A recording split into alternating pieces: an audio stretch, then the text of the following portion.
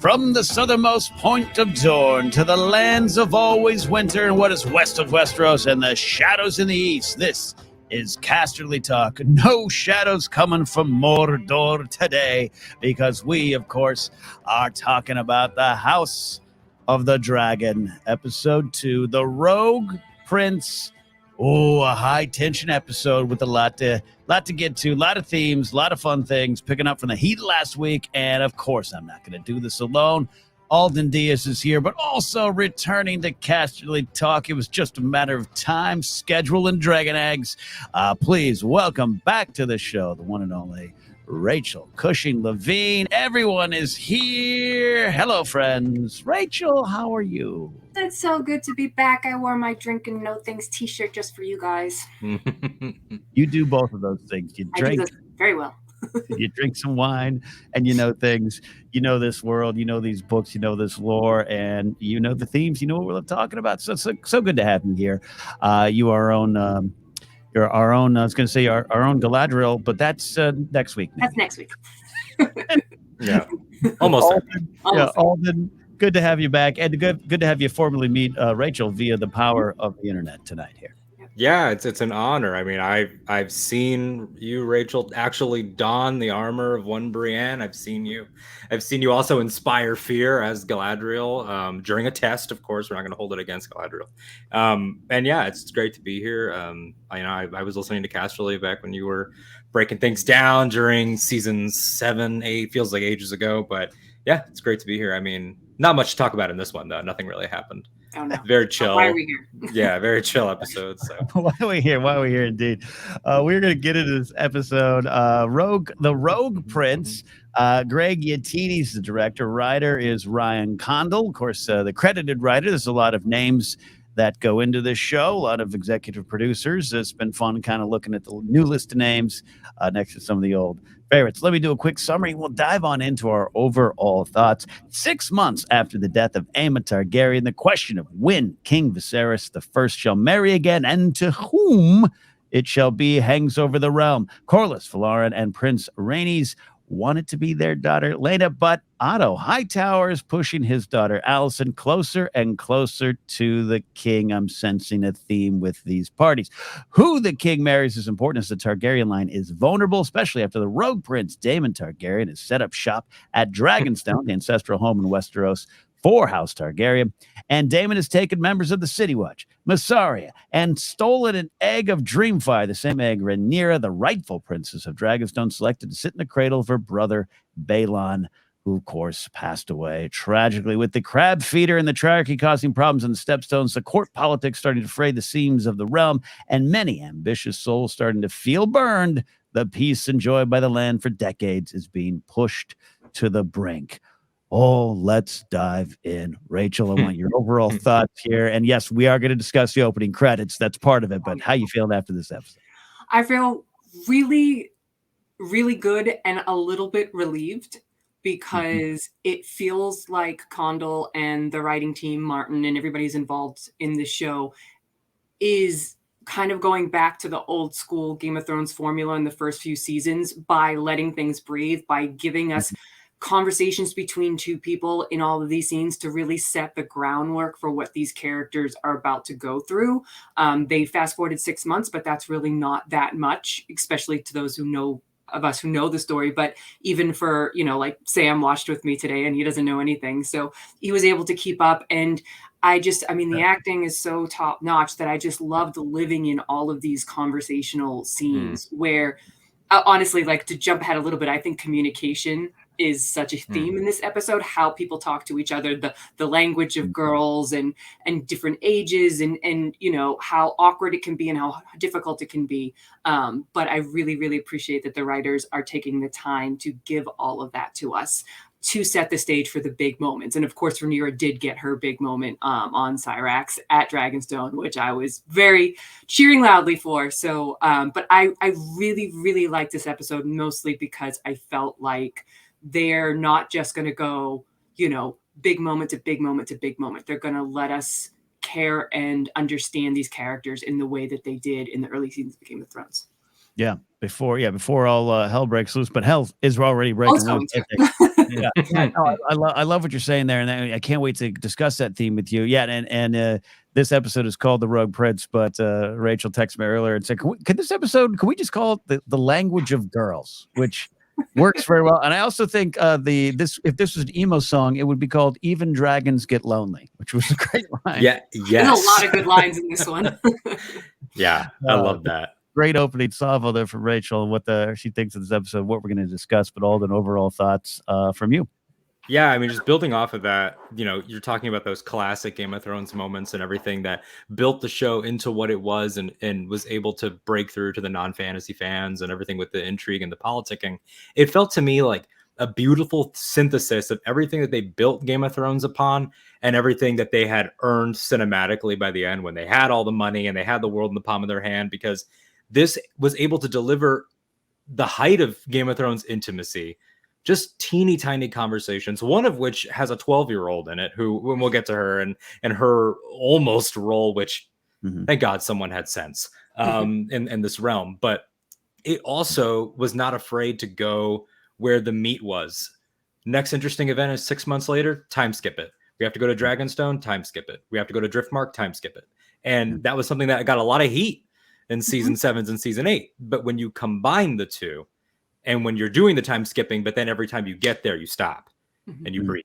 It felt like really like, hey, doesn't mean we're going to stop doing what we did over there when you didn't like it. It just means we're going to learn and we're going to try to attempt it differently. Yeah.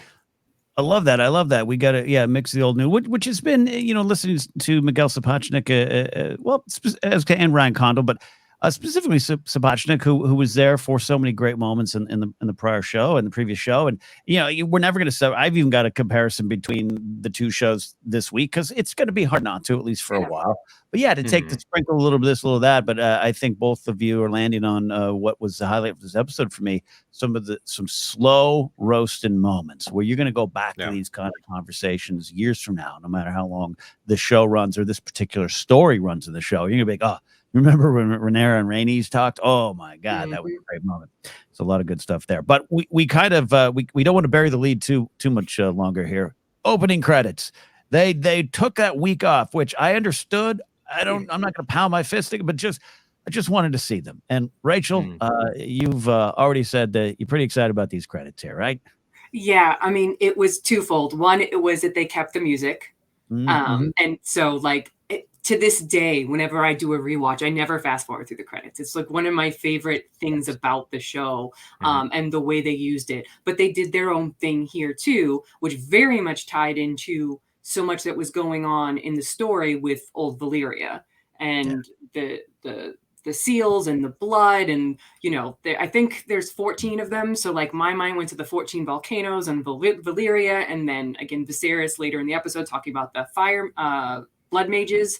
So all of that, we're getting so much more about Targaryens in this show, which seems like an obvious thing to say. But the idea of where they came from and why they're here, which was that incredible revelation from last episode, at the end from Viserys, bringing all of that in. There's a sense of what the Targaryens are, where they came from, why they are where they are, comparing them to dragons, and then the fact that it's blood and fire. So I really loved all the symbolism in it, and I have no doubt that people are going to screen grab every one of those seals and dissect all of it, and I will be very excited to go through all of that kind of stuff. But it really felt very Targaryen and right for what this story really is with the dance. I love that there, and this is number one why Rachel's on the team, but also she's right. We dig into themes here. We approach breaking down these shows and episodes a little bit different than maybe other channels. So there's wonderful Easter egg channels out there, and I'll be watching them too because I want to track that as well. But I was just like this. I love that music. I just was drooling over the music, and it is like we were talking about earlier, Alden. It's a little sprinkle of old, a little sprinkle of new. Rachel's so right; it does kind of tell the story. I see that opening, the opening credits, and I just want to scream the blood of Old Valyria. But we also have the familiar music. It's like we're back home. Yeah, I mean, I texted you immediately, and this is our wrestling reference of the week. But They use the phrase mark out when you just forget that it's staged and you forget that you know the business and you hear the Undertaker's music and you're a kid again. I heard the Game of Thrones theme and it's like time slowed down so I could process that it was the same theme. Because that was a big question. And I didn't want to know the answers. If people did know, I didn't look into it because I wanted to hear it. If it was indeed going to be new, but it wasn't. But in the same way, and I don't want to do the whole like, let me use my speaking time to push back on the internet, but already is talks of, is that a lazy choice to just use and to that I say, was it lazy in Empire Strikes Back when it was the same theme from Star Wars? Like it's in the same way that the crawl is the content, the visuals here are complementing the familiarity. So it is 50% new and 50% old in the sense that this is the music of this world. And now I'm wondering if the Jon Snow sequel goes, if the Sea Snake show goes, that was hard to say, Sea Snake show, seashells, then are they going to keep that theme? And it feels like, George R.R. Martin's got that purple seal that comes up now at the end of the episodes. Like this feels like a big moment of, okay, this is the musical identity of the entire thing. This is the world, Rachel, right? Does that make you feel like it's the world with the same music? It definitely does, because so often you see less in television, more in movies, like, sequels will look a little different. People will look different. The locations you're used to might have some changes made or whatnot, but that has definitely not been the case here. I mean, other than throwing more money at it so they can do more. I mean, think about the first tournament from Game of Thrones and the first tournament that we saw last week. But the idea that this is absolutely the same world and we can trace lines directly to what we've already watched and loved, or whatever you think about season 8, but still that it's all part of one thing, I think is very important for the overarching plan that HBO has with all of the stories, because they are all, and this one's proven it too with, again, that dream that we heard about last week. We're all pointing towards, it's like we saw the end of the story. We saw the Game of Thrones. We saw the second long night. We saw the defeat and everything else. But there's so much behind it, so much that happened that led up to it, things that we know and things that we don't. So it still has to all be cohesive. And just by using that music, that is a huge touch to bring it all together. And it's like every sequel ever made. How much do you take from the original and how much do you bring in that's new? And thus far, I'm very happy with the balance. I really love hearing that, particularly from you, Rachel, who's been living with this property since the 90s, right? This has been in your blood. The 90s. The books. All right, they had these back in. I'm kidding. Yeah, they made books out of these shows. Alden, they made books out of these shows. I love hearing that, and I think you're right. And not for nothing, it's pretty good music. Also, right? it's just is always good. I mean, it's like Rachel, you said, it's a no skip. This and the Peacemaker opening credits are the definitive no skips of my lifetime, and it's so refreshing to see them connect visuals and music and character and theme. You talked about the old Valyria stuff. I mean, that was something that I immediately said to Ken. I was like, oh, the way that lingers over everything with a sense of dread, but also a sense of appreciation, depending on who you're talking to. If it's Viserys, it's all these traditions that I'm really into and I love and I appreciate, and I give my notes to the stonesmiths and all that. Alicent is learning some of that. But then on the far other end, you've got younger brother who is also touting tradition here and touting their history. And you could tell that maybe these two brothers poured over the books together years ago.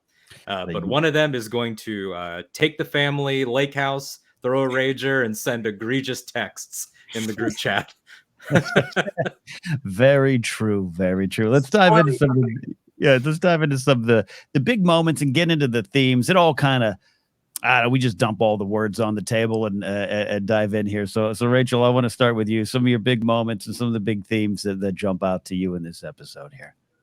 Well, it definitely felt, I think that the biggest thing I felt, I managed to get 2 watches in, and the very last line from Corlys about where the realm's second sons, our worth isn't given, it must be made. And I realized that they used the word worth a lot in the episode and also in the little documentary piece behind the scenes at the end of it. And it struck me as so many of these characters are trying to figure out what their worth is, how they can get it, how they can prove it, how they can maintain it, how they can increase it. And I felt like the entire trajectory was everybody taking that into their own hands in some way, shape, or form. So Rhaenyra, the big moment with Cyrax and arriving on Dragonstone, because through the episode, you could tell she's been named heir, but like she's still the cupbearer, as Rhaenys points out. And she wants to give her opinion at the small council, but they're like, yeah, no, go choose the new Kingsguard. You know, so like she's got good ideas. They're not all exactly right. Her father even says, you know, it's more complicated than that. You just can't send dragons. Where have we heard that before? We're dragon riders. Just go send the dragons. Like there's more nuance to it, but you can tell she's trying to prove her worth because she does know the truth that Rhaenys told her. She does understand that like this is a massively uphill battle for her to be fighting. So I just thought it was interesting because I also think in somewhat parallel way, Alicent was doing the same. So even though she's very small scenes with Viserys and then that one with her father, which again is very telling, like last week's, she is trying to find her way. I think she genuinely likes Viserys. I think that she is like-minded to him, like Rhaenyra is like-minded to Daemon and Corlys. Like they think a certain way, and Viserys is such a compromise. I don't want to hurt anybody's feelings. I don't want to run into any. The only time he ever makes brash decisions is when Daemon provokes him into it. Everything else, it's so like he just wants to, you know, preserve the realm, make everybody happy, work on his models, and then he finds a kindness in her. And she finds in him a kindness that her dad's lacking. So they really do kind of go together. And I think she's trying to find her way beyond just being a pawn in her father's game with doing all of this. So I think that's interesting. And then obviously you have all the people fighting for Corlys and Otto, and then Daemon, of course, you know, he's sinking. Like his level of power just sinks every day that goes by, and he's feeling at a loss for it. Like how do I grasp onto this? So he acts out like a child and sends those crazy texts and all of this stuff and nearly gets himself into trouble. But then Rhaenyra calls his bluff, and a scene that I just adored, her being like, I'm the thing that's in your way, the thing that, you know, you kill me, all your problems are solved. And he doesn't do it. So I love the idea of everybody trying to figure out their place, figure out their worth, and how, again, some of us knowing where they go with it, but generally being on the journey to see how each of them tries to navigate that. This is wonderful stuff. Yeah, absolutely, Rachel. This is probably a key word that I would say would be at the top of the show, worth. And everything that I think Alden and I are going to throw at the wall here probably flows nicely into that theme. This idea, I have the idea of the order of things and what it is. But really, when you learn the order of things, or as you learn it, it's how you deal with it into the storm or around it, which is a theme that comes up. I love that. That quote's great. It's a great quote, and there's some great quotes we were already talking about. My favorite, this has nothing to do with what you're talking about. All of you, sheathe the fucking steel. So good. So good. Otto doing good, but all that kind of flows nicely. It's like, how do you find your worth? And you're right, just the look on Damon's face when he's standing up there in Dragonstone going, oh man, my worth is kind of falling down the charts here. So Alden, jump in here and build off that, because I think you have some things that line up really nicely with worth. Yeah, I mean, when you look at the battle that's happening here for people's status, everybody's approaching it from the angles of what their their stature is right now. So Corlys is approaching it from everything that I've built and what I stand to lose.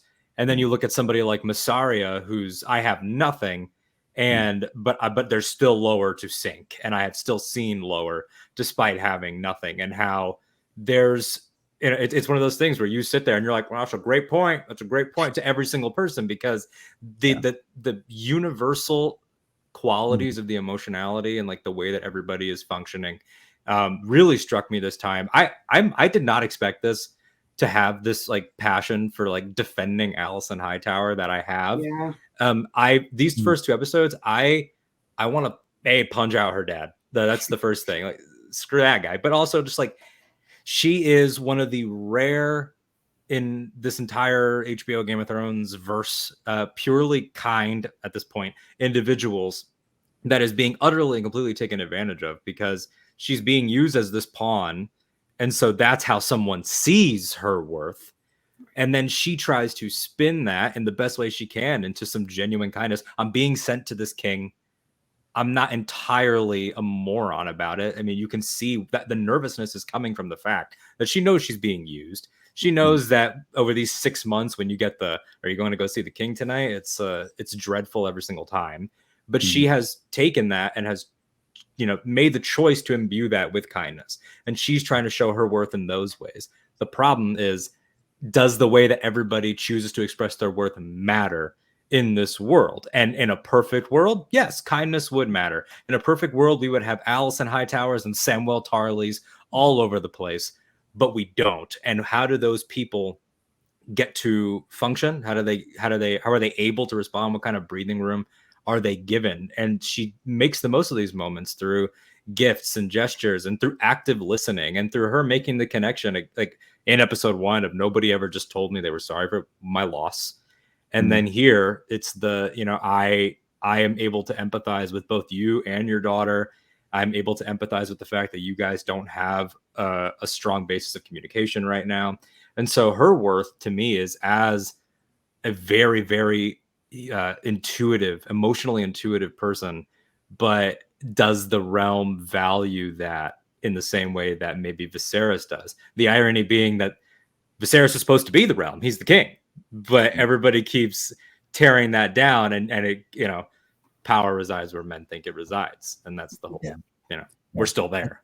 One of the other themes that I enjoyed this episode is I made it a game show. Can you name the real threats to the realm? And it's usually the calls are coming from inside the house here. But kick it back to you, Rachel, on some big stuff here and what Alden was saying. Feel free to go where you want to on this. But Alden mentioned, I'm kind of rooting for Alicent, which is what Emily Carey was saying going into this show. They were saying, I think it's very important that we're going to go back to see Alicent at this time, because you're going to see what you think or what you might know, especially if you're a book reader later on. You're going to see it form a little bit more. And I keep going to this idea, Rachel, of you have Rhaenyra and Alicent, and you have what is in front of them, including the horrendous tragedy of Aemma, real world controversy aside, just that moment in their lives. You have what's placed in front of them. You have this idea. This is absolutely a show that is in many ways about the patriarchy and the system of tradition that keeps power for those who already have it.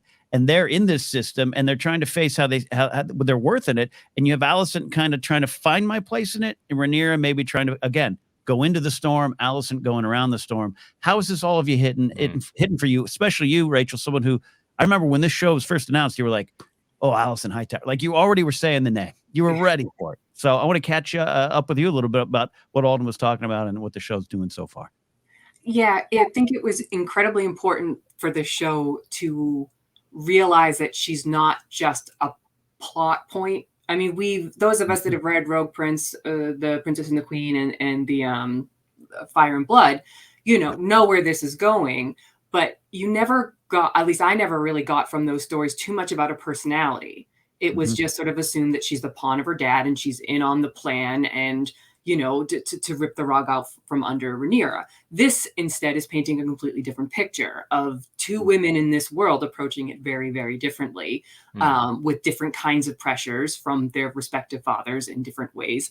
And she's just bringing a lot of, as Alden said, she's got such empathy and a perspective that we don't often see in this show. And I'm really happy to see that. I mean, I don't necessarily know if that means I'm going to become a green when all of this is said and done, but I do appreciate the idea that everybody in this story is a person, and whether they have a ton of agency or don't, whatever little pieces they can control, whatever decisions they can make or not make are always based on something. And here we're seeing where her foundation is, and also then the foundation of them together, because that I think is just going to make everything all the more potentially heartbreaking as we move forward. But I think both those, I'm actually going to be kind of sad when we move up to Emma Darcy and yes. William Cook, yeah.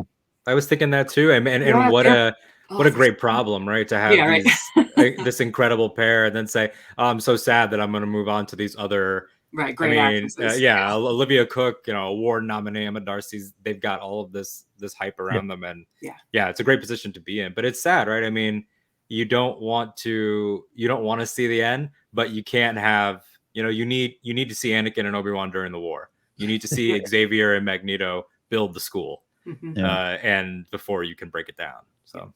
I love that there. And there's something what you said, Rachel, made me think of one of the scenes I loved in this episode. So many of those, again, those little building block scenes, but Rhaenyra and Alicent in the sept and all those, the candles, and it's a wonderful kind of sweet scene. But Alicent already, I want to say hiding the truth in an accusatory way, but she's already aware of some of the stuff going on. Viserys has already said, hey, don't tell my daughter we've been talking on any level, right? Like, and to me, it's already this little small fracture, and it's painful, Rachel. It's painful to watch them because it's already there. It's cracking, and it's not necessarily a fault. It's the system and the men at the top who are already playing them against each other. Yeah, when, like I said in my initial thoughts about the episode, I think communication is a massive theme in the episode as well. Viserys asking Alicent, how do I talk to my daughter? And then Alicent also having a scene with Rhaenyra, and who doesn't know how to talk to her father. And, and she's actually kind of the linchpin in trying to get them both to see it from the other perspective. And she's like one of those people, I don't know, I say this about myself all the time. I'm like, I'm really great at giving good advice to people, but I'm terrible at taking my own advice. And I see Alicent in that way sometimes. Now she has more of a reason not to, which is the way things are, the patriarchy, the way that her father is. Like, if my king says I can't tell my best friend that we're talking, I really can't. But that's a crack, and that will fester, when as the truth comes out. But she's kind of in a bit of a possible situation there. But I just love the way that they talk to each other in each of those scenes. And then when you get Rhaenyra and Viserys together, did you notice in the first scene when they're in dinner, they're literally playing the sound effect of crickets. The crickets play through that entire scene. And I caught it the second time and I was dying. I was like, this is brilliant, because they're just eating, they're not talking, and you just hear crickets. There's a lot of, I'm sorry, Rachel, not to cut you off. Because Rachel's a professional editor, for those that don't know. She's a great editor, an award-nominated winning editor. And you would notice that, someone pulled in the crickets for that scene. That's great. Right. It's just a nod to, they don't know how to talk to each other.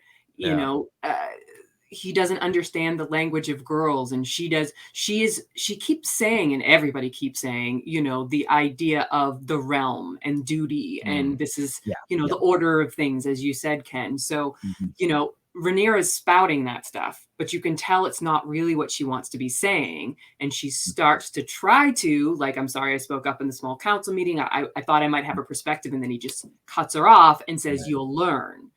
And so they're kind of at odds there. But their second conversation goes better after she comes back after, avoiding the bloodshed at Dragonstone. And he sort of recognizes that he admits, he says, I forgot to see you as a woman, and I just didn't know how to communicate with you that way. So they start to come together, which is what makes the final scene so much heartbreaking, because it's like, Viserys, you're talking to your daughter. Now just tell her it's Alicent. Tell her now. But Viserys, as we all know, is just a bit of a coward and wasn't willing to do that, couldn't do that. And then we get that scene at the end where not only Corlys walks off, but so does Rhaenyra.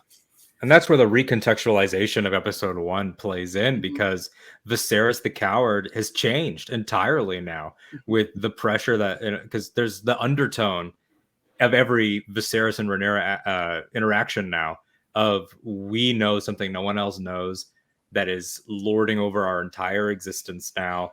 And so that was there for me in those scenes too. But what I love with the whole sort of, I don't know, you can't say Trinity, the quad of the Hightowers father-daughter and then the Targaryen father-daughter, is the idea that is so universal and so real world of, you can only to a certain degree pass on the styles and the sensibilities that you were given.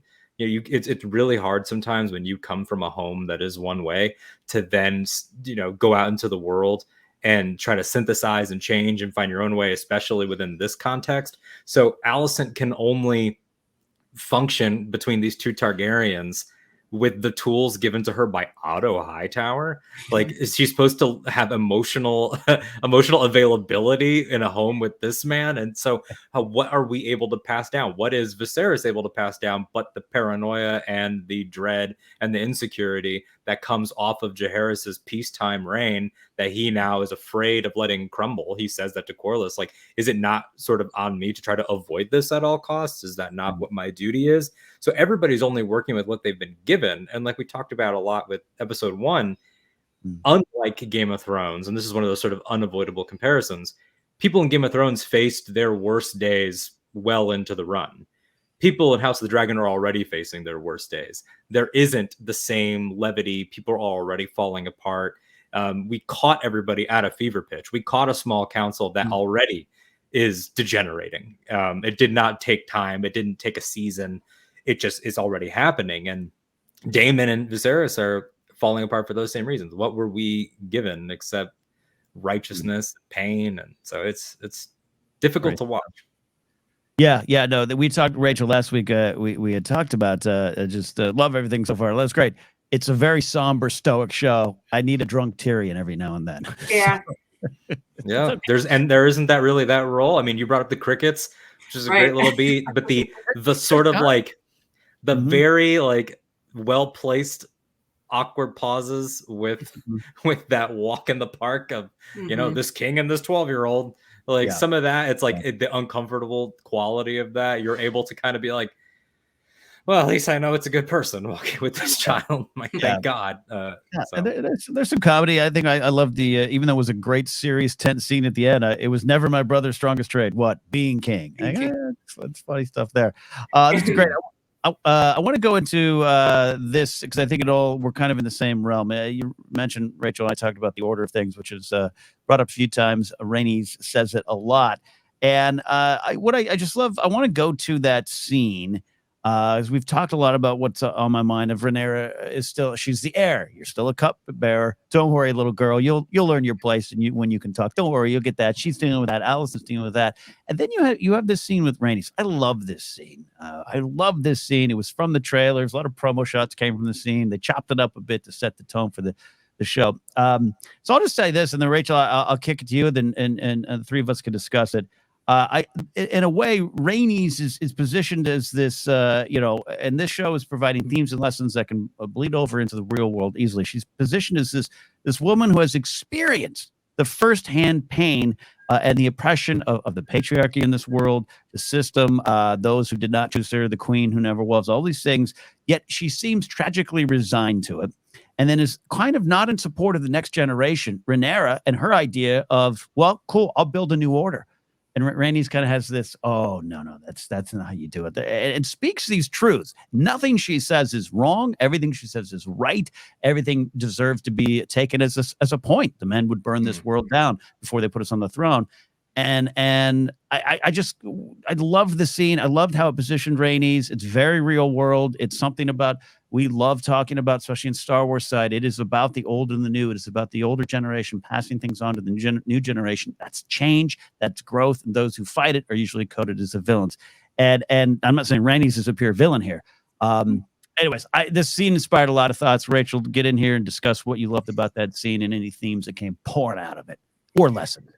Yeah, it's an excellent scene, but it is kind of hard to watch because you do see what's happening because you can imagine very easily that Rhaenys was once like Rhaenyra when she was young and she married to Corlys, and she was the eldest granddaughter of the old king, and everything looked like it could go her way, and should have, but it was all taken away from her. And this was 17 years ago. So she's had to sort of live with that. And you could see it like last episode at the tournament where she's got to sit there kind of tight-lipped and watch other people do the things that really by right she should have done. And there's no way that doesn't sort of eat at you as a person. I'm also going to say that there is also, in my mind, and I love Eve Best in this role. I think she's playing the nuances perfectly. But there's also a piece of her that doesn't want Rhaenyra to succeed where she couldn't, because Rhaenyra said the line, they didn't choose whatever. It's not that they didn't choose a woman, it's that they didn't choose you. Right. And so that could be that Rhaenys wasn't the right one, not necessarily just because she was a woman, but because she was Rhaenys, the woman. And now Rhaenyra would be different. So there's just so many layers there that are understandable, but it's still heartbreaking because as a woman, like I've lived this in the idea, I've had female mentors who have gone through it and whatnot and are still encouraging to those coming up. And then I've seen women that, you know, are so beaten down and disillusioned by all of it that they would rather give you the hard truths and say, don't bother.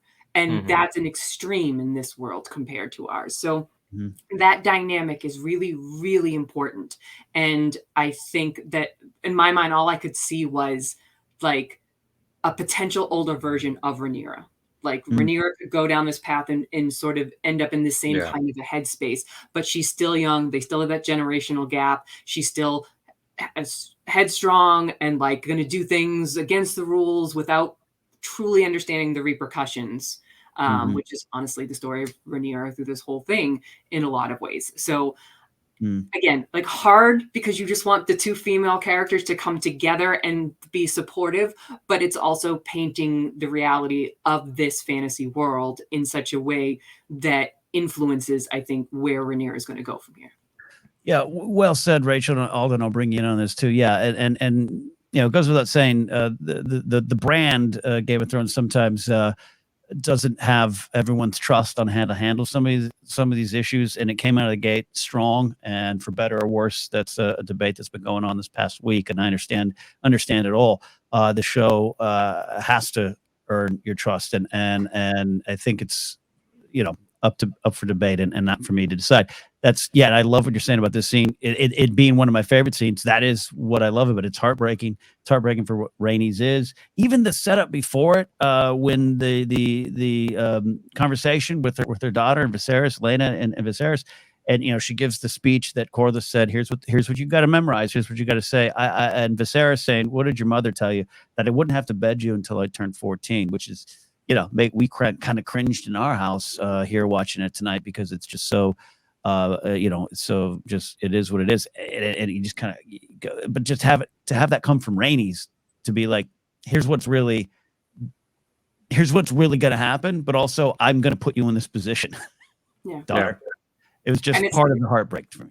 And it also it's another, I think, layer in sort of like the idea of communication and how people talk to each other and how, you know, like her father's saying this and then her mother's saying this, and they're two very different realities because of the perspectives of men and women are so different in this world. And this show is giving us an even clearer story about that, because we have all these different women in different phases of trying to figure it out, and potentially, hopefully, break new ground. But can they is sort of like the whole thing. But it felt like giving the women their due without it being, I still hate using the word realistic for a fantasy show, because it causes problems like the debate from last episode. But it feels grounded. It feels like if you were Rhaenys and you lived through all of this, this is where you'd be. And if you were Rhaenyra and these were the things that would happen, this is where you would be, and what they would do when they come together. That's what that scene is. Yeah, and so I keep promising all that I'm going to bring in here, but no, I'm having a great time. I really am. Like, I'm sitting here and I'm just like, that's why. Rachel, I think you're so right, and you're so right, and not to, you know, dive headlong into some of the bigger controversies around the week. I always say I go to Star Wars to show me what could be. I go to Game of Thrones to analyze what is, and both have valuable lessons on how to avoid the darkness if you're looking for them. And I thought the themes, the communication of last week's episode was pretty clear, though pretty brutal. I also think the intended audience, and I released a podcast about this on my personal page there. From an old job I was in for 17 years, I was surrounded by Game of Thrones fans, and these are the folks that you want to kind of speak to and get to and understand. These are the brutal men who are causing some of the problems, and they love this show. They love this world because cool, badass violence. I love that this show has been pretty direct 2 episodes in, despite maybe hurting and doing some things that some people don't agree with in last week's episode and how it was presented. I think you're getting to people who need to hear it and who are not normally affected by cutting away nicely or not hearing subtext. There's text in these episodes that's pretty clear. I hope everyone get the lessons. That's not guaranteed to happen. So that's just my thoughts on it. But I really loved your insight on it, Rachel, and how, sometimes realistic is the word used, but grounded. I like what you're saying. Because also, by the way, we're going to watch Rings of Power, and we're going to get uplifted in hopefully different ways.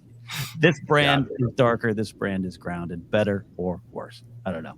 I mean, it's those universal ideas. Like, what is grounded? It's truthful. It's human. It's all those things. Rachel, you were talking about this is sort of a version of the future Rhaenyra speaking to the younger Rhaenyra. It made me think of, I don't want to spoil it too much because it's great, but Star Trek Strange New Worlds has a future version, younger version conversation in the season that just ended. And that's Star Trek. It can do the optimistic version of, I've come to help you avoid X. Whereas with, Rhaenys and Rhaenyra, it's, I'm cautioning you about X, but am I helping you avoid it, or am I hindering your potential to overcome what I was unable to overcome, not for fault of me, but for society? And so it made me think a lot.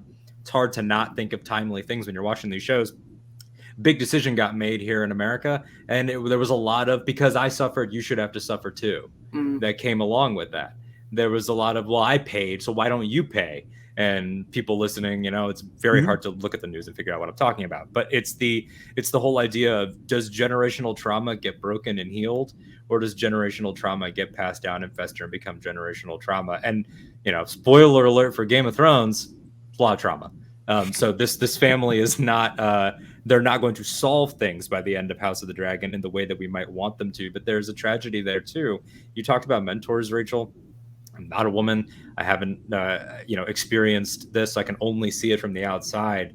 But I have, on that base level, seen a lot of is this person in the industry going to be somebody that wants to see the industry grow, or are they going to want to protect their own spot? And so that's a whole thing that happened. Like Ken, always ready to kill me at any moment. Ken is always ready to overthrow me and make sure that I'm gone. Give me my dragon egg. Give me my dragon egg. Eats the dragon egg. No, but it's just a really just haunting human scene in the way that you're able to see, like, in that moment, Millie Alcock's delivery of you.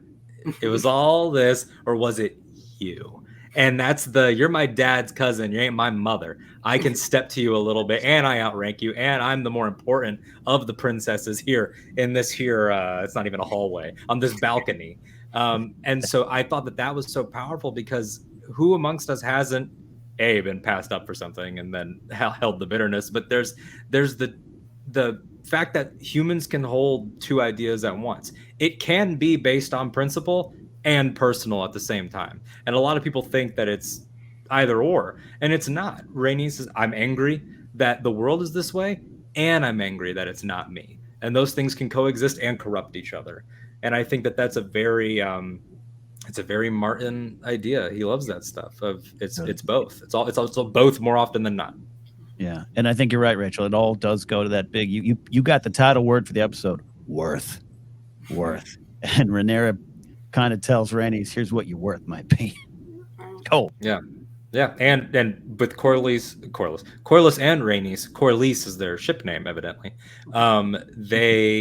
They see their daughter, poor sweet young child, as a bargaining chip, as the worth of their house. They only see that as a math equation of two houses of old Valyria, same origin story. Corlys gives a little bit more of that background later on when he's making the effort to connect with Daemon and form this alliance of rock stars that I'm sure we're going to see mess up a crab. What's his name? The crab something? Crab feeder?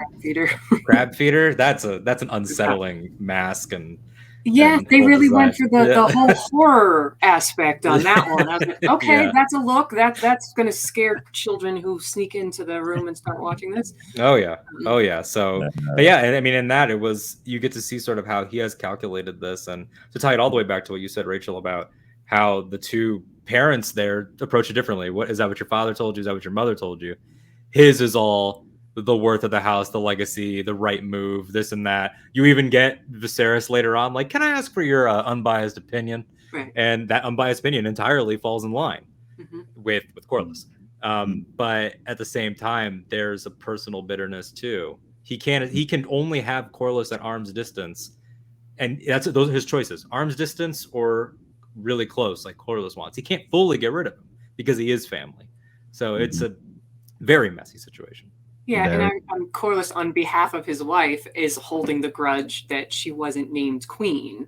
And at this stage, I think they've mentioned it, they're the richest house in Westeros. Like, the Lannisters haven't gotten there yet. Like, the Reach, like, none of them come close to what Corlys did in his 9 journeys. And he talks about he actually is the reason why Driftmark was built, the seat of his house. So he's coming from a different perspective in that sense too.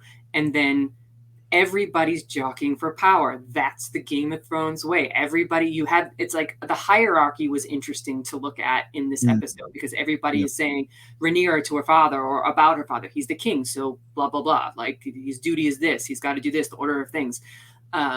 And then you have all of Hightower, who is definitely scheming, but he's doing it more quietly. Whereas Corlys is just, he's a warrior. He's upfront about things. He's putting this out there. I'm jockeying for the same thing Hightower is, but I'm being more forthright about it. Yeah. And so those slights, and because they were talking about, even when Kristen Cole was chosen to be the Kingsguard based on experience, whereas Otto's like, you got to consider the Mallister guy because they did this. And she's like, no, like these are the little political reasons and ins and outs of this kind of life that she's kind of like just wants to drive right through, much in the way like Dany, like we're talking about somebody who's kind of interested in breaking the wheel here. And then you have, and I think honestly, like Corlys Velaryon, when I read all of these, became one of my favorite characters. And that's why I really hope we get the prequel, the 9 Voyagers of his and everything. But like, he's also a doer. He's an experienced person, and he's brought a lot of worth, not just to his house, but to Westeros. And now he wants his due. And that's an understandable sort of viewpoint. So it all kind of wraps up in the idea of, you have a king, you have all these people trying to figure out what their worth is to him, to the realm, to each other, who's got more power. And then here's another funny, to me anyway, is in the final scene, Corlys is talking to Daemon, and Daemon's saying all kinds of crap about his brother. And then Corlys does. And he's like, I can talk about my brother like that. You can't. So there's a hierarchy there too. Like there's always people trying to find out where they exist with in whatever room they're around. That felt like, do not forget you're married in, buddy. Right. All right. Yeah. We are blood. All right. That's my guy to pick on. Because he is motivated by love. And that's the thing, that by a certain love.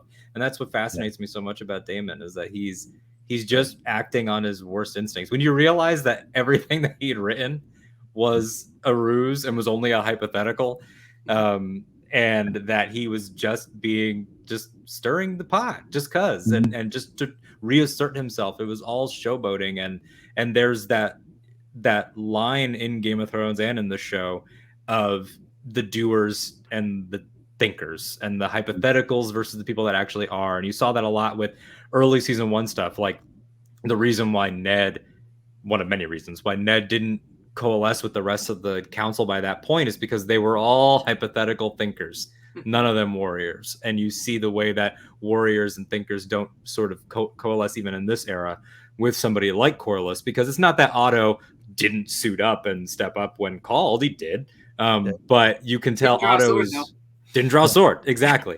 Didn't draw a sword, kept his helmet under his arm, looking the part. But he's way more comfortable in those small council scenes. It makes complete sense why Rhys was reading Charles Dance's dialogue for the definition, because he pulled a Charles Dance at the end of that marriage announcement when he shot Corlys that little look. That was one of the nastiest looks. So much just like checkmate energy behind that. Yeah, I was just like, I win this round. Now what are you going to do? Oh, you're going to run to Daemon. That's what you're going to do. Yeah. I even put a note that Corlys versus Otto is a Westerosi Cold War that I'm just loving. And I got to say, because I love Corlys too. If you read him, you love him. I think if you're familiar with him, you love him. And if you probably see him now. You're starting to really love what Steve Toussaint's doing with it. But I kind of came in the series wanting to root for Otto Hightower just because I like old grumpy dudes with beards, and I didn't think Corlys would be grumpy, just a little more like a warrior. And I'm having trouble rooting for Otto, which is, I think, it means the show is working, doing its magic. Yeah. Yeah. It's already made me think, like, favorites that I thought I was going to have going in. I knew Damon was going to be my guy. I'm a Matt Smith guy. I was an easy sell. I like My Chemical Romance. I like Scar from The Lion King. It just fell in line for me. But the people that outside of that I thought I was going to gravitate toward, it's really thrown me for a loop. I will say characters that we're not talking about a lot. It's Grand Maester, is it Melos? Yeah. And Lord Strong and Lord Beesbury. I don't like any of those guys. I will say, not one of them do I like. Breezebury has the best reactions. He's Phoebe Waller-Bridge's father in Fleabag. Yeah, that's where I know him from. And every single time there's a Damon update, he's like, 7 hells, oh dear God. Like, he's just there to guffaw. So fun. Yeah. But maybe it's the lingering taste of Pycelle, but I just don't trust Melos. I don't know what it is.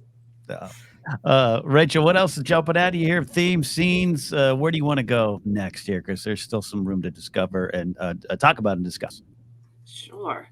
A lot of them kind of are intermixed, which is why I love that we always do this. But this idea of worth and hierarchy and the way things are and everything, like, really lends itself to the idea of choices, which is always something that's happening.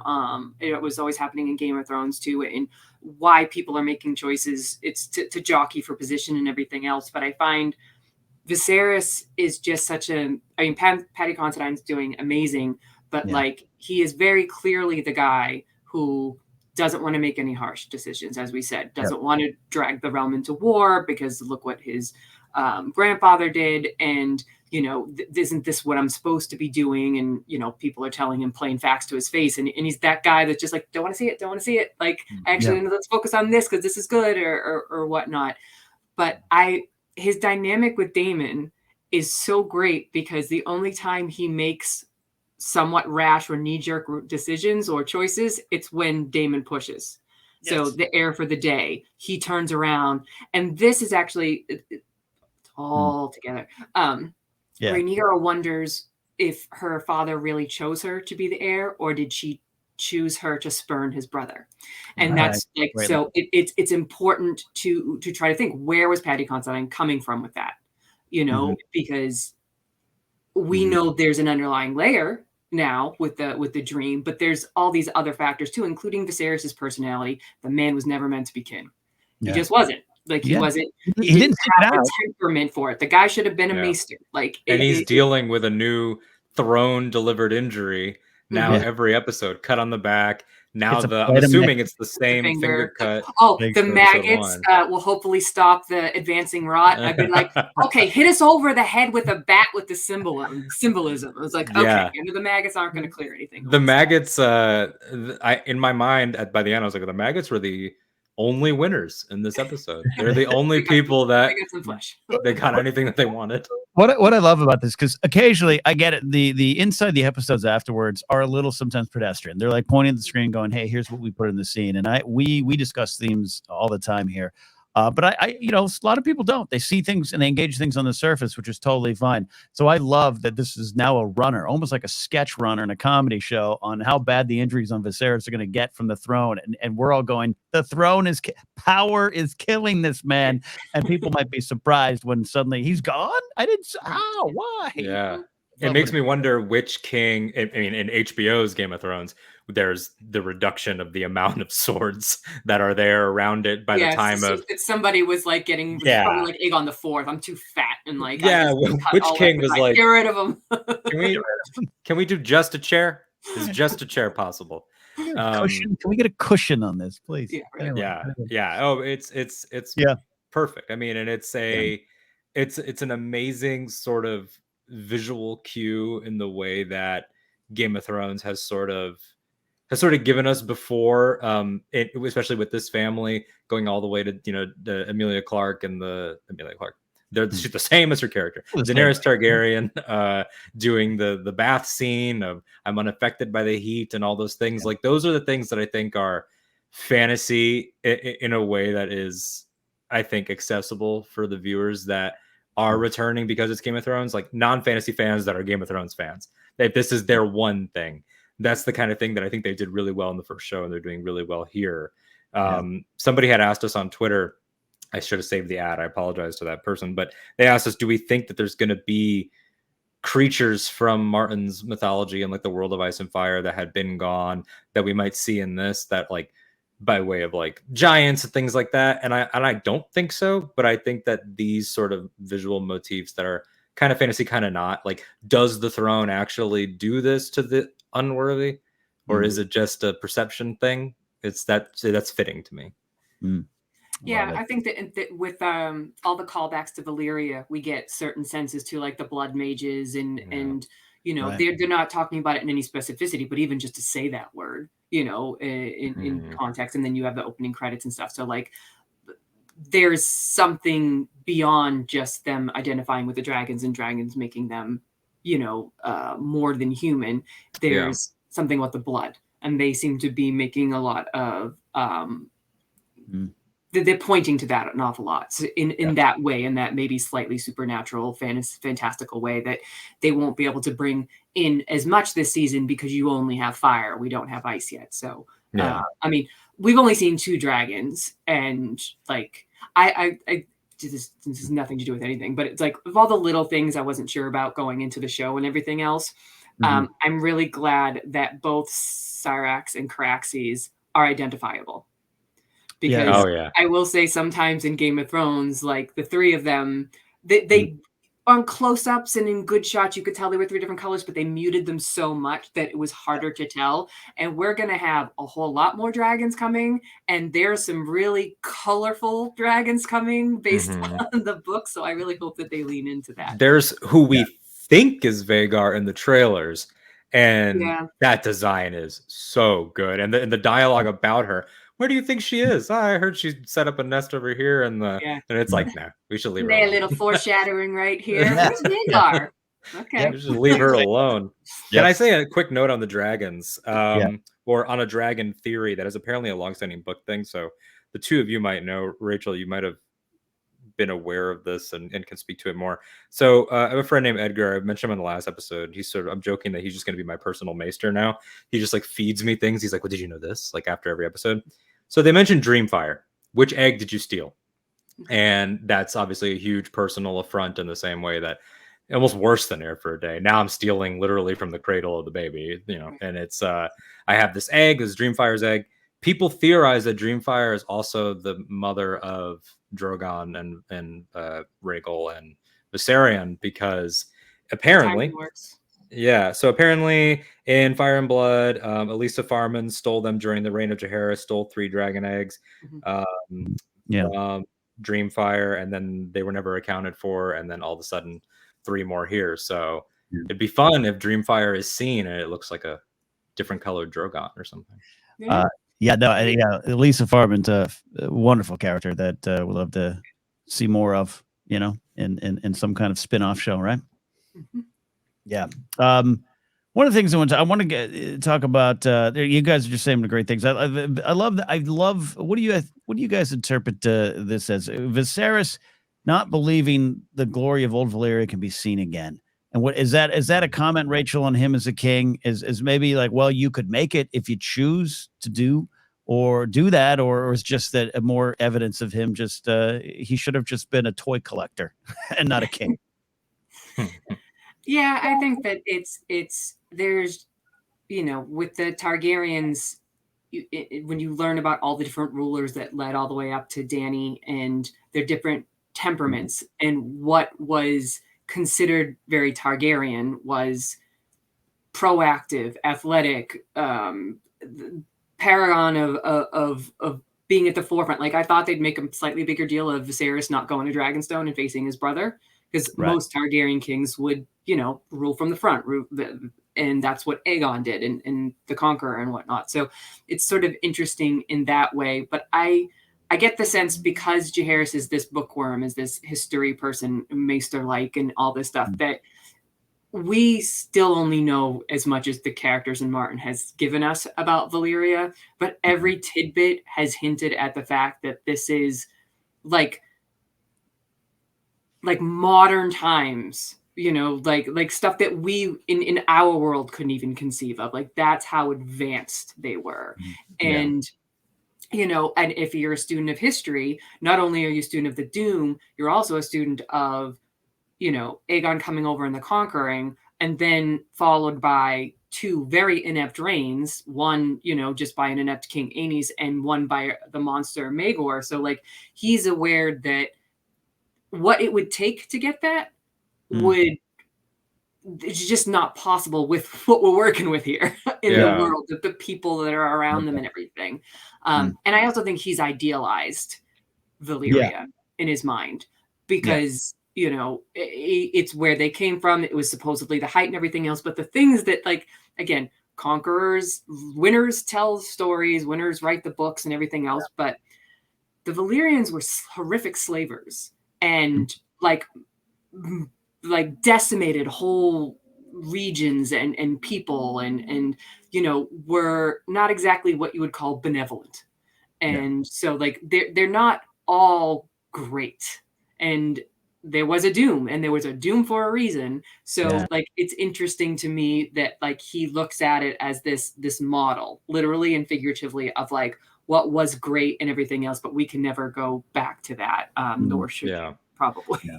There's something interesting. There's something interesting to be said for. It's an idea that I've been like looking into and sort of studying a lot as of late with, you know, just friends talking about internet culture and the way that people are, and without getting all like super political about it, the general idea of how dark times now and people pushing agendas of evil and of oppression build a lot of that, and not to say Viserys is doing that, but they build a lot of that upon a nostalgia for a time that never existed. That's, you know, your super idealized 50s and 40s, back when men were men and back when everyone was happy and everyone was having barbecues, and which was not a thing. And so we have seen that time and time again, that we can always point to, remember when it was great, and we wash everything away through victories and through conquerors and through history books. And it's sort of tragic to see somebody that wants to look elsewhere like him. He has like sort of a wistfulness about him as he's working on this model. He doesn't even build it himself. He just likes it. He likes having it. He really that made him more relatable to me. I don't want to put together Legos. I like a completed Lego set. Show it to me. That's how I am. And I'm not a build a figure person. I just want to buy it. I like the Black Series. But so there's that whole idea of I'm trying to escape into something, and so I'm latching on to these pieces of it. But we know within the entire context of adding Game of Thrones to it that this is the, if not the beginning of the downfall, it's definitely the beginning of the Twilight era for lots of institutions and lots of families. And, you know, it's the, look at the Valerians. It's the beginning of the twilight of your richness and of your spot as number one in wealth. By the time of the Game of Thrones, the Night's Watch is pitiful. And it is a shell of its former self. The Maesters, you've got a guy like Pycelle, who manages to be Grand Maester and have, you know, the ear of several kings. And he's a horrible example of what they do. And you look at House Targaryen, and can they ever create X, Y, and Z about Old Valyria? We know that they won't. But to have the question posed to Viserys here and to see the way that he answered, like, do you mean at its height or do you mean at its end? And the fact that he answered that question there speaks to a thoughtfulness in his character that I really appreciate, because he does like to listen and he does appreciate perspectives. I mean, you see it with the way he received Alicent. Like before the 6 months of flirtation and machinations, he was grieving and she shows up with a book. He could have sent her away, but he does appreciate knowledge and a certain amount of openness. So what does it say about him? Does it make me think that he's unfit? Not necessarily, but we know he is. And so it's like we're informing sort of our reads of things with this knowledge that we can't get there because this world is inherently different. Westeros, this continent is inherently different, and you can't try to make it something that it's not. You know, you made Aegon made the Starks kneel, he made this house kneel, he made this house kneel, all these different regions.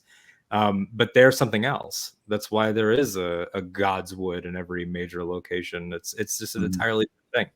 You can't make it something else. And that's something that will be a sin that trickles down all the way.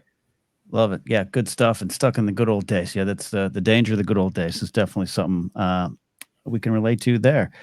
Big stuff there. One thing I want to talk, I thought Miss Arya had a great moment here. She's an interesting character.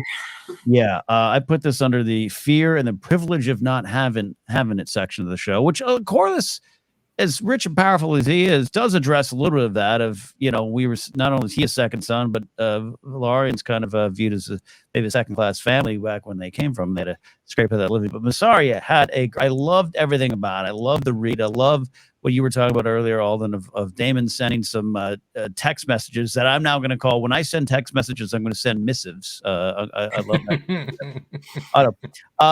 I love that he was lying. I love that, because we talked about last week with the dream and the Aegon's dream and how, the final test for Rhaenyra was, what do you see when you see this skull of Valyria? What do you see?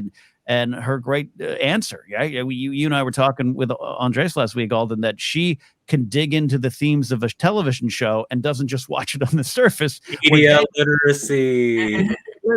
And Daemon's like, dragons, badass. And he flies off. He set up shop. He's on Dragonstone. He's a threat, but it's all based on hubris, a little bit of lies, a little bit of gamemanship, a little bit of just chaos, a little bit of using the family tradition to create some kind of problems and get everyone over, all those kind of wonderful things. But I thought that was all great. But I thought the looks on her face when she's realizing she's a pawn in this game, she's been lied to, he's doing all these things. And the answer of, I wanted you to liberate me from what? Fear. And how this story is about upstairs, and you can't forget the downstairs in this land, especially in this story, especially with some of the things that might be coming down the pipeline. So I love that moment. Rachel, you seem to love it too. What's your thoughts on Miss Arya and what she said and what she's doing so far? It was twofold, but in terms of what happened in the scene and everything else, she's so important in the, and not, paralleling one-to-one, but like why we had Shay and why we had Bronn.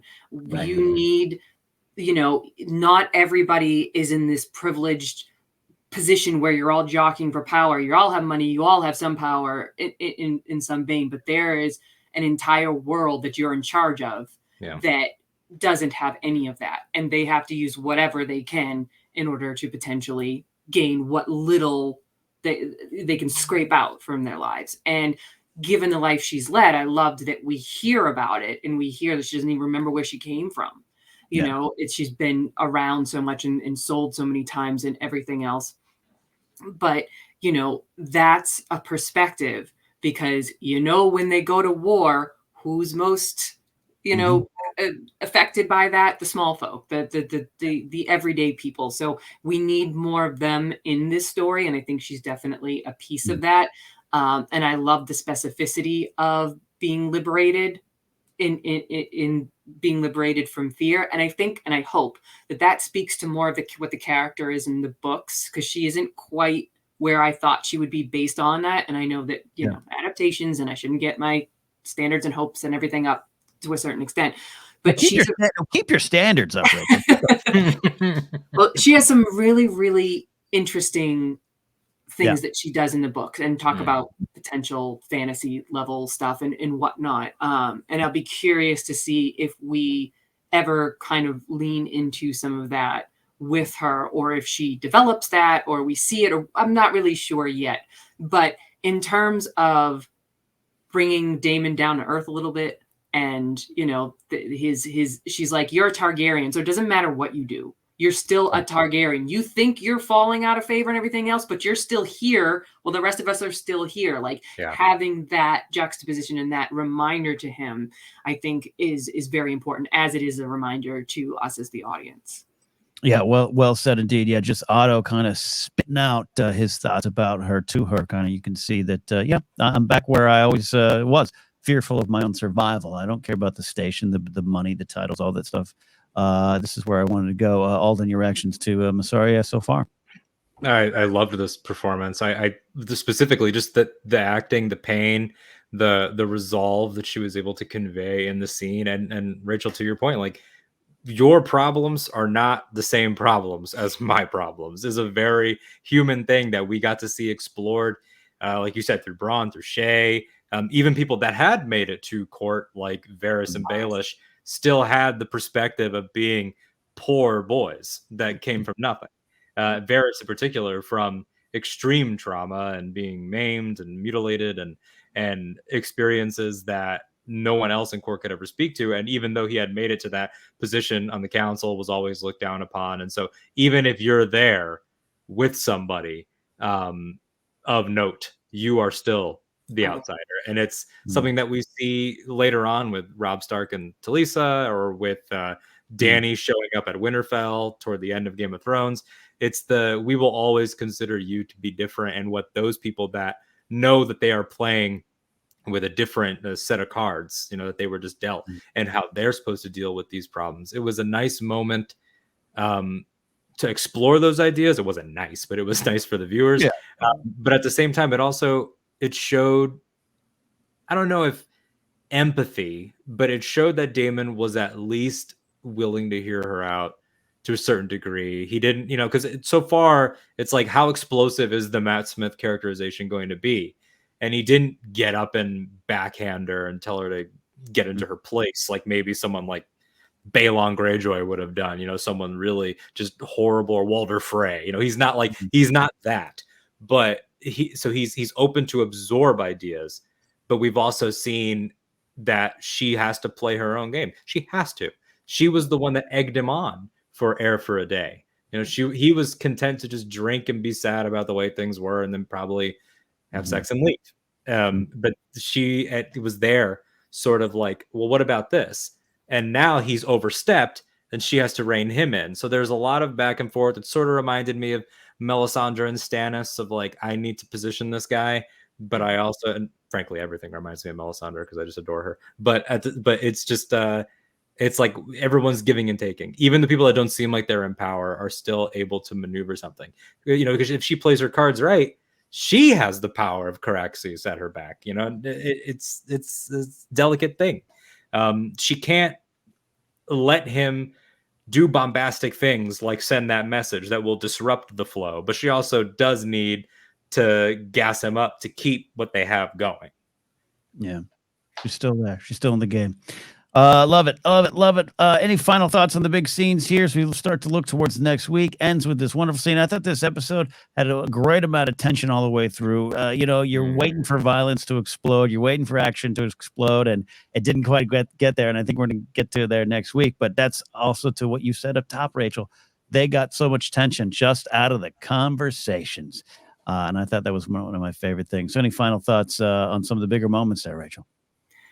Just, to play on that, I think that sometimes episodes like this will get the disservice of somebody saying it's like a place setting episode, like maneuvering all the pieces and everything else. And while it's true in a sense, it still stands on its own because, I mean, look, there are some people that just want to watch it for the blood and violence. I get it. And the dragons. But most of us want to feel something one way or the other, even if it's conflict about the characters. And you can't do that if you don't give those characters the moments to develop, to show their perspectives to each other, in varying circumstances, all of that. So I love this episode because it was doing all of that while still not just being talky.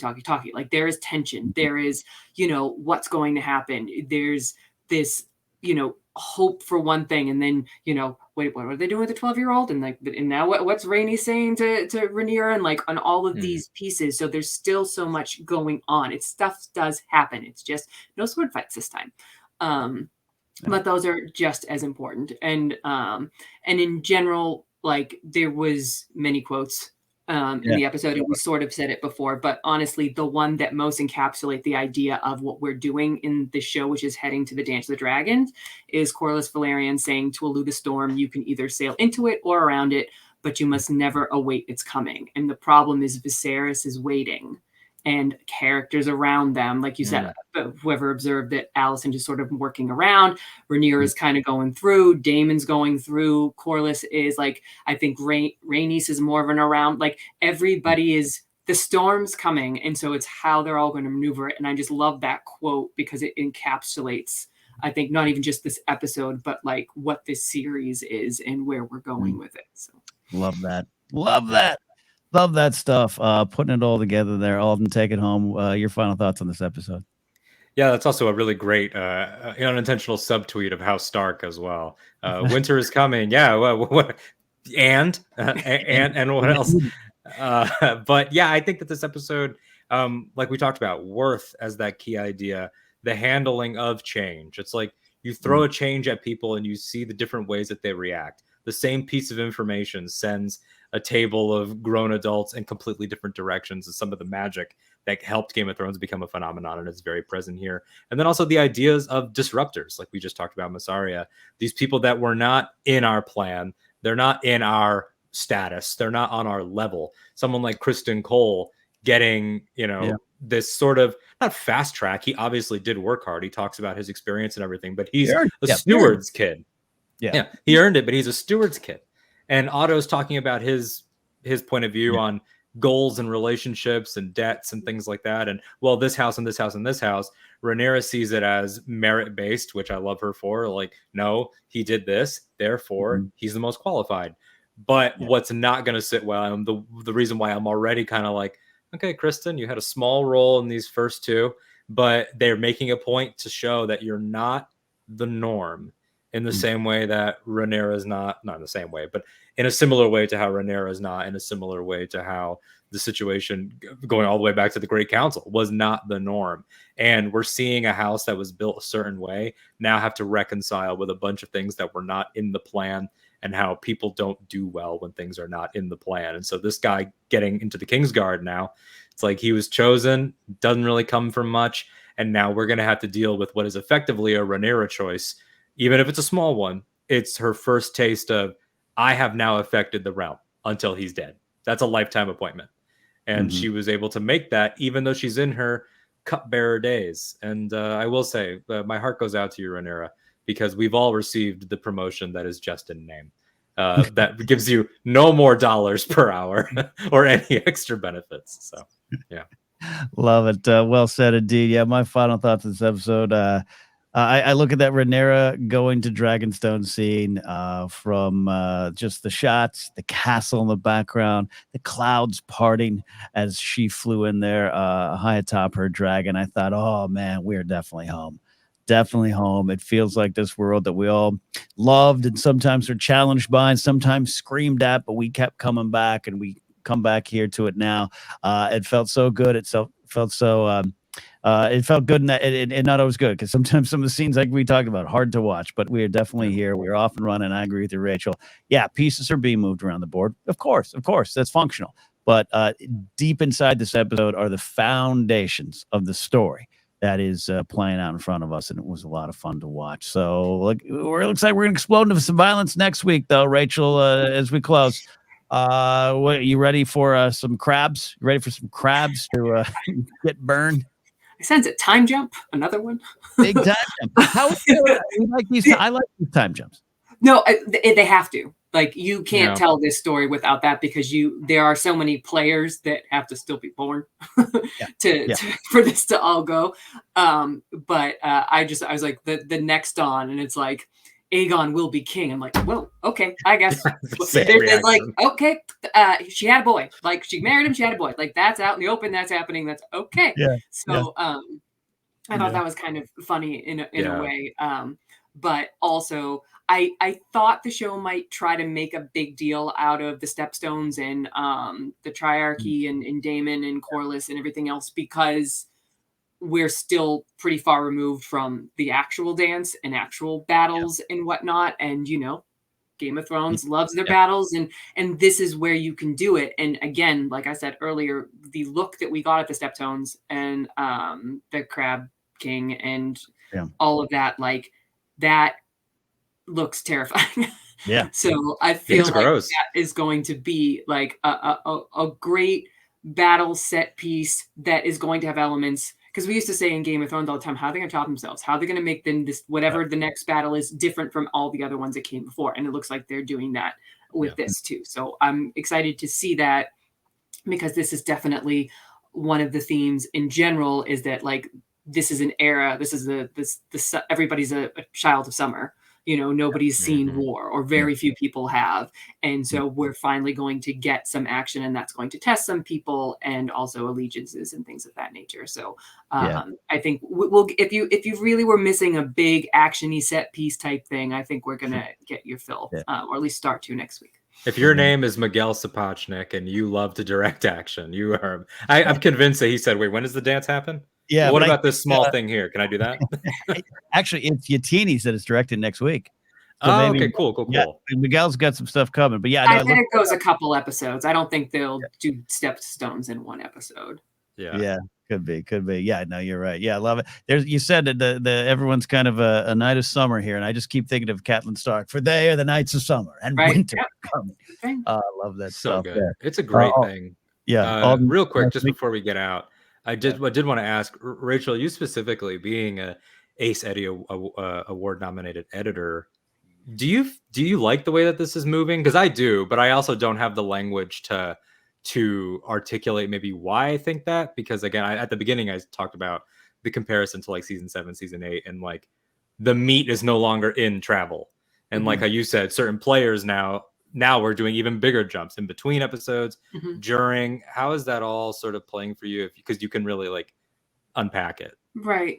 The thing with, I think sometimes in Game of Thrones, we conflated traveling with the small scenes, getting to know people, which isn't necessarily the case. It was right out of the gate because they were traveling from Winterfell to King's Landing. So that sort of there was an inevitability to it, that when you're on the road, you're getting to know the characters. They're having those interactions with each other and building those foundations that we talked about. So you can build foundations with time jumps. That's not a problem, as long as you explain, the time jump in such a way that, like, yes, this is the next logical place to check in. These things have been happening this whole time, but nothing during that time was so crucial that we had to see it. We can encapsulate it in one of these one-on-one scenes or whatnot.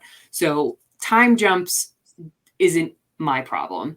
I had more of an issue in the later seasons was the way that they did the time jumps. And then, like Ken said it best earlier today, you have stuff happen, and then you time jump, and then you stop and you talk, or you have an instance or a circumstance or whatever it is, and you sit in it and you reflect on it and all this, that you get all the important information rather than, it doesn't feel breakneck. Yeah, it doesn't feel breakneck. Like by the time we get to Driftmark at the end, you get a little bit of that, sort of those visual cues that you're in a new location. Yep, you're by the fireplace. You're like, oh, that looks like it's from Pirates of the Caribbean too. All right, this must be a sea snake related location.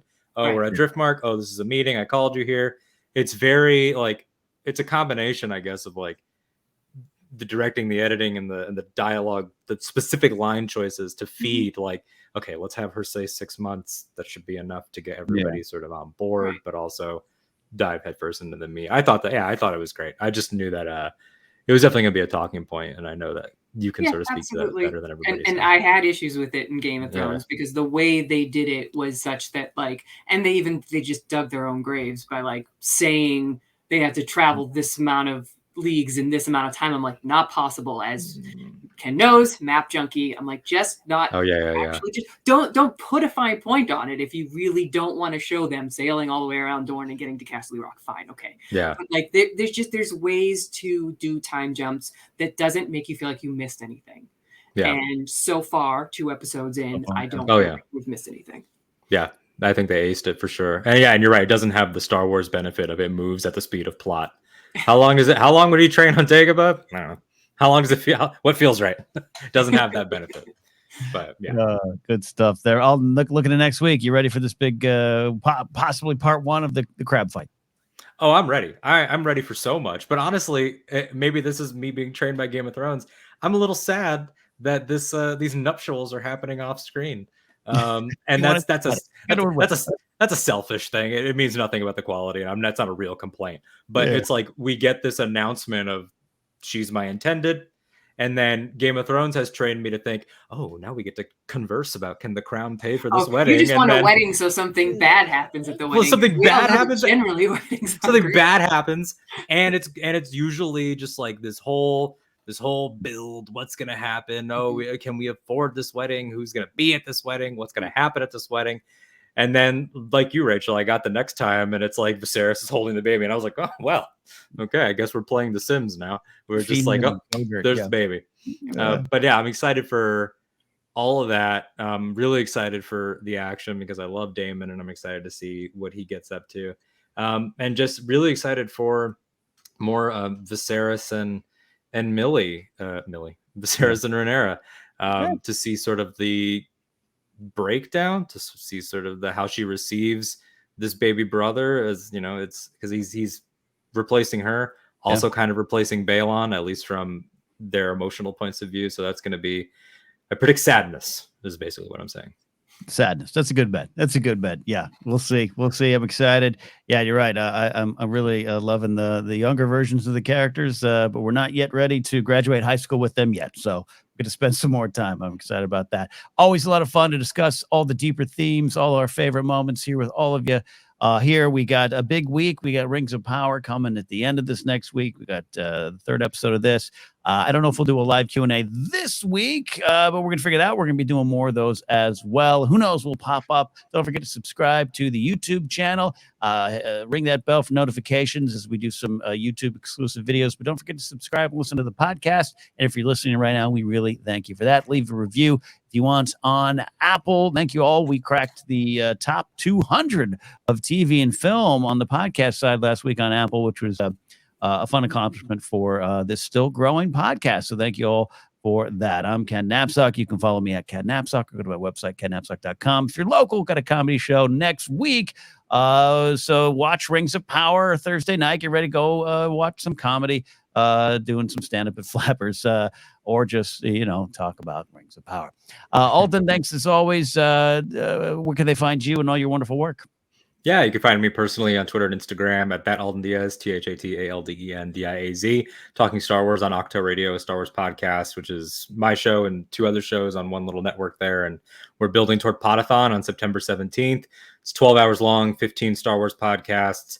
I'm fortunate enough to have Ryan Johnson as my guest. The interview's already done. I say this with zero ego. It's all Ryan is good.